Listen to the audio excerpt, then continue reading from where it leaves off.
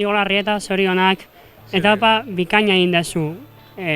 Atzo kriston erakustaldi eman zenun goldaratzen, eta baita ere Suarrarren, eta gaur lider batekin behar du nahi dezu. Ondo kontrolatu, ihesaldiatan nor sartzen zen kontrolatu, erantzun behar bat zen ara jun, baina karrera bikain eraman dezu, nestagian talde ez oso indartsua eraman. Zer moduz bizi izan dezu?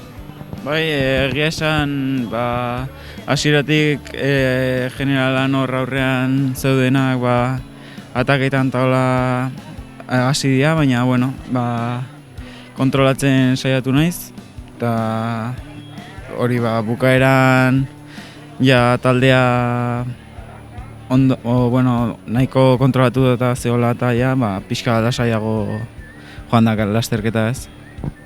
Jipoi ederra zartu ezu azkeneko kilometroan, hoi pixka larritu zea edo ja kontrolatuta zenukan? Beti erortzerakoan pixka larritzen zea, ez dakizu ze izango duzun, baina ez altxaterakoan eta dena ikusterakoan ondo neukala, ja helmugaraino lasai eta ondo. Egune osoa pasa dezu erasoa jasotzen, nola izan zea kapaza hainbeste eraso kontrolatzeko?